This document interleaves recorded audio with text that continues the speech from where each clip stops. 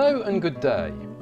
This presentation outlines our training materials on understanding volatility in financial markets, funds and portfolios. So if you wish to improve or refresh your knowledge of risk measurement methods, perhaps we can help.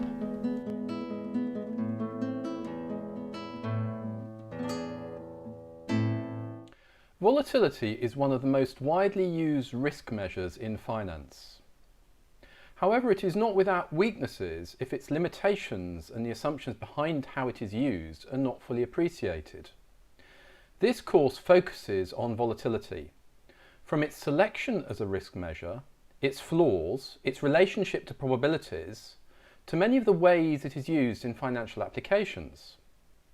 These include how it scales with time, combining volatilities for multi-asset portfolios, exploring how volatility itself may evolve over time, estimating future volatilities, and implied volatility. Throughout the course, examples are provided to help practitioners appreciate the key concepts. This course is aimed at professionals in the financial services sector who wish to improve or refresh their knowledge of risk measurement methods for portfolios or funds. This includes staff new to risk functions who wish to gain an overview of the various quantitative methods used to analyse portfolio risk.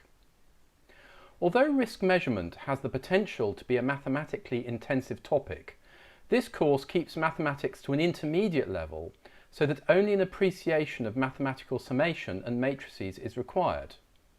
This supports those financial professionals without a quantitative background, but who require a strong appreciation of the core concepts nonetheless. Hello and welcome. My name is Quintin Raya, and today I would like to introduce our Understanding Volatility course. People have asked me, what motivated me to create this course on understanding volatility? Well, I found that much of the training I had received over the years felt rather incomplete when it came to this topic. It would touch on certain areas, but often left me feeling there were gaps in my understanding that I would like to have seen addressed. For example, typically students studying for a professional qualification might be shown how to combine the volatilities of, say, two assets using one correlation, but not how they might do that for a full multi-asset portfolio. There were also many other examples over the years. Because I felt that way, over a period of time, through my own investigations, I have filled many of those gaps. Knowledge I would now like to share. So, in a way, I've created the course I wish I had when I was starting out learning about financial markets. This course will help you understand the question as to what is risk and why should we choose volatility. Choosing volatility as a risk measure, we think about criticisms of it and the population and sample standard deviations. Next, we look at the normal distribution, probabilities and why it matters. Also, the quincunx and probabilities of extreme events. Turning to scaling volatility with time, we take some examples and build some intuition. Next, we look at correlation and how it appears. We combine volatilities for two and more assets and look at correlation in risk-return space. The time evolution of volatility is covered, including volatility clustering, rolling volatility calculations, exponentially weighted moving average volatility, and the pros and cons of different approaches for estimating current volatility. For estimating future volatility, typically one day ahead, we look at exponentially weighted moving average, Arch and Garch models. Then we move on to implied volatility, which is associated with options pricing, and how to calculate it. We cover the volatility smile and the implied distribution. Also reasons why a volatility smile might occur. Finally, we summarise the course and provide contact details.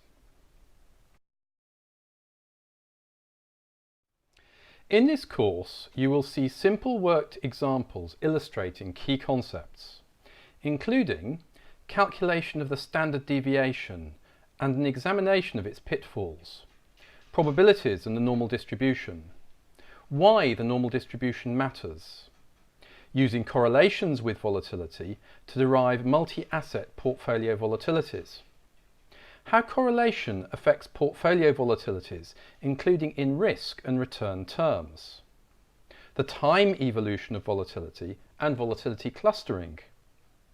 Also, how you might estimate future volatilities using models such as GARCH. In all of this, there is an emphasis on illustrated examples throughout. Another question people have asked is, what would you say are the practical benefits of this course? Well, practitioners need to be able to apply key concepts and understanding around volatility in their day-to-day lives. Often material is not focused on the practical elements of the subject. This course uses toy examples, simplified cases so that people can really see how things work out and so better apply them themselves. There's a strong emphasis on worked examples, so that practitioners can get a feel by following how the numbers actually work through. Often, training can be high on theory and low on developing intuition. This course attempts to address that with illustrations that capture key concepts and are designed to build a gut-level understanding. One very important historical example of this is Galton's quincunx, which sounds a bit like something out of fantasy, but is actually very helpful for appreciating the normal distribution. So overall, the emphasis is on practical worked examples to develop a deeper understanding of the concepts.